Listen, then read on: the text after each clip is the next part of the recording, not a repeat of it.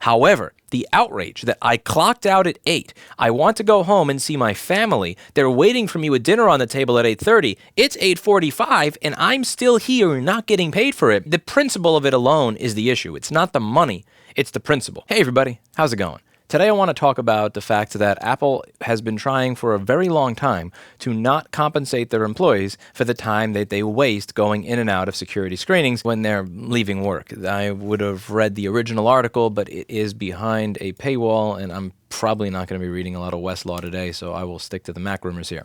It says, a unanimous 3-judge panel reversed the judge who had tossed the case and ordered him to enter summary judgment for the plaintiffs after the California Supreme Court, in response to certified questions in the case, said in February that time spent undergoing security checks is compensable under state law. So what this means is that if I had a business and after you punch out, it's 8 o'clock, you're done fixing things for the day, it's time to go home, I could not compensate you for your time while I have a security guard go through your bags and all this other crap to make sure that you didn't steal anything. That has been reversed, which means that I would have to compensate you for that time. So it's not like you punch out and now you get to waste 3 or 5 or 6 minutes waiting for some stupid security scan as you leave. And I think that's the right thing. If I have so little trust for you as an employee that I need to go through your personal items every single day when you leave to make sure that you have not ripped me off, I need to pay you, the employee, for the privilege of wasting your time. Now, this is something that, it's really easy to say things like you should not hire people that you don't trust and blah, blah, blah. But let's face it, it's different when you have hundreds of thousands of employees and are a publicly traded corporation worth $1 to $2 trillion versus a small-time store.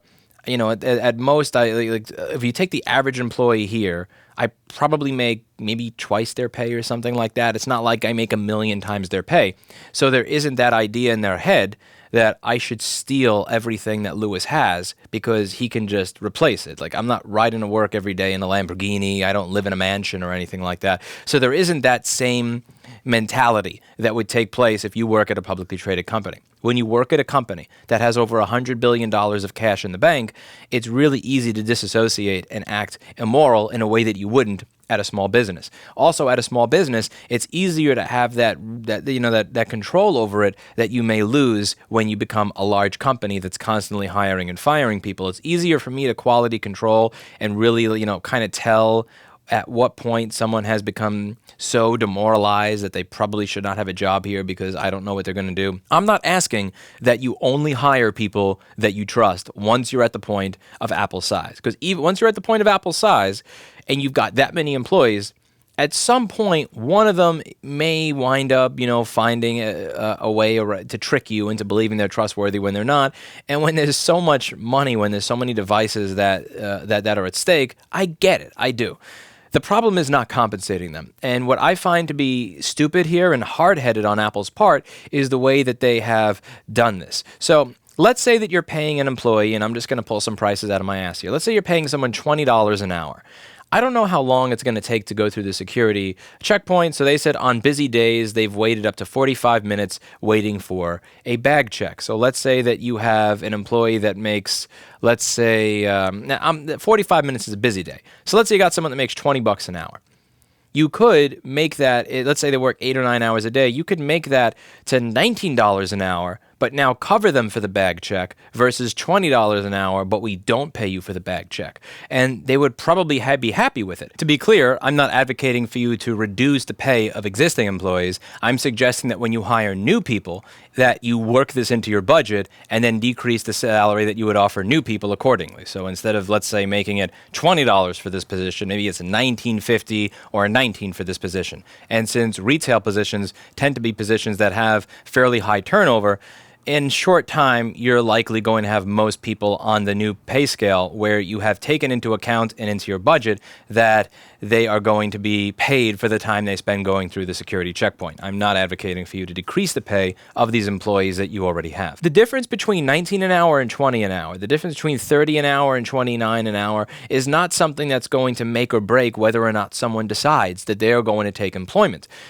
But what is going to make or break it is the feeling that you're asking them to spend their personal time not getting paid going through security checks because you don't trust them. That's going to demoralize them. It's kind of like what happens with shipping. So there are items where if it's $100 and $50 of shipping, the customer will say, screw that, I'm not paying $50 for shipping. But if you take that $100 item that you were going to charge $50 for shipping on and you make it $175 with free shipping, it's now a deal. This is the way humans work. This is the way our brains work and process things. There are certain areas where you can upcharge, and there are certain areas where you cannot upcharge. This has been going on for 7 years. So if this is a class action that was filed in 2013, that means that there's been a dialogue back and forth about this for 7 years. And what drives me insane is the idea that over the course of 7 years, no one ever suggested, what if we lower hourly pay by 25 or 50 or $1 for new hires, and then tell them we'll cover you as you go through the bag check? There probably wouldn't have been all of this outrage. New employees are not going to be necessarily aware of what the old people are making, and even if they are, the amount of outrage that there's going to be if someone who's been working at the company for 2 or 3 years is making $1 more than them, I mean, that's a very minimal amount of outrage. However, the outrage that I clocked out at 8, I want to go home and see my family, they're waiting for me with dinner on the table at 8:30, it's 8:45, and I'm still here not getting paid for it. The principle of it alone is the issue. It's not the money, it's the principle. It's not the couple of dollars here or there that's lost. It's the idea that you are so arrogant and that you are going to take time away from me and my family because you don't trust me and you're not going to pay me for it. And the easy way to get around this, it would be to simply just say, we're going to pay this teeny tiny bit less, but we're going to cover you for the entire experience. For the entire time that you're in it. Again, is it ideal? Are people going to be happy they're waiting in line? No, but they're not going to be suing your company. And this seems like a thing in management that happens that I've fell a victim to as well, because I have an ego and I'm imperfect, and sometimes as a business owner, I do very stupid things and make stupid bad decisions, is that you just get so hard-headed about a particular policy, you go, oh, they're bitching about this. No, screw that, I'm not changing it at all, even if it makes total sense to really just kind of try and understand the mindset that your employees have when they're coming to you with something like this. Now, I don't think that all the bag checks are 45 minutes, because they're using that word that my ISP Time Warner used to use over here, if you notice. They're using one of my favorite words, up to. So I don't think everybody was waiting 45 minutes. I'm very wary of the word up to. But it's still a long enough time to genuinely piss people off. And even if it was only, let's say, 20 minutes. So it says over here, 5 to 20 minutes were most of them. And when you think about 5 to 20 minutes, if someone's making, let's say, $20 an hour. So if you're getting $20 an hour and a search lasts for 10 minutes, you're talking about $3.30 a day. $3.30 a day. So if you're talking about $3.30, now let's say they work an 8-hour day, right? So they work an 8-hour day. You divide that $3.30 by 8, and you would only have to decrease the salary of new employees by 41 or 42 cents. Just round it up to 50. So the old employees get $20 an hour. Now when we need to hire new staff, they get $19.50.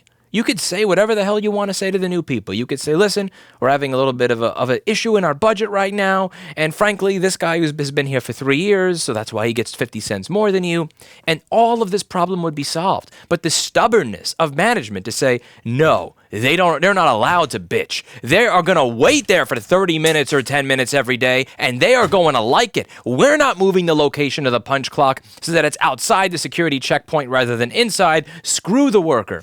This is an issue. This is not even an issue of money. This is an issue of arrogance in management that really kind of sets the tone for how they deal with, let's say, independent repair. Oh, look, Lewis figured out how to fix something. He figured out how to make PP Bus G3 Hot work. Let's take the chip that makes PP Bus G3 Hot and tell the company that makes it, don't sell it to anybody, especially him. Let's make sure this chip never winds up on Mouser.com or DigiKey, and let's make sure our customers have no option for data recovery if their device is fucked.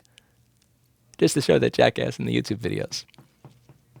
poisonous. It's poisonous, and I fall victim to it all the time, and I'm constantly checking myself. That's why I did a video recently where I explained I never think of myself in terms of being a good person, because the moment that you start thinking of yourself as a good person who has a great green company, who treats employees well, who cares about diversity and social initiatives, it's really easy to let shit like this go and not realize when you are being a completely arrogant prick.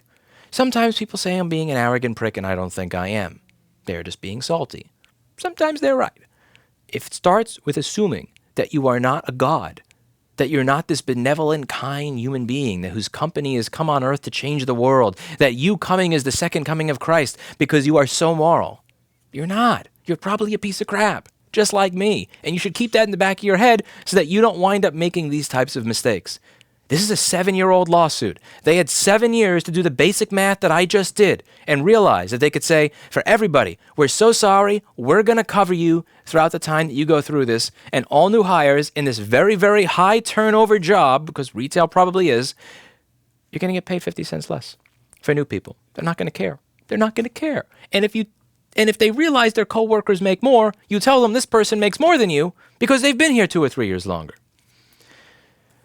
It would have stopped this entire thing from blowing up the way it did.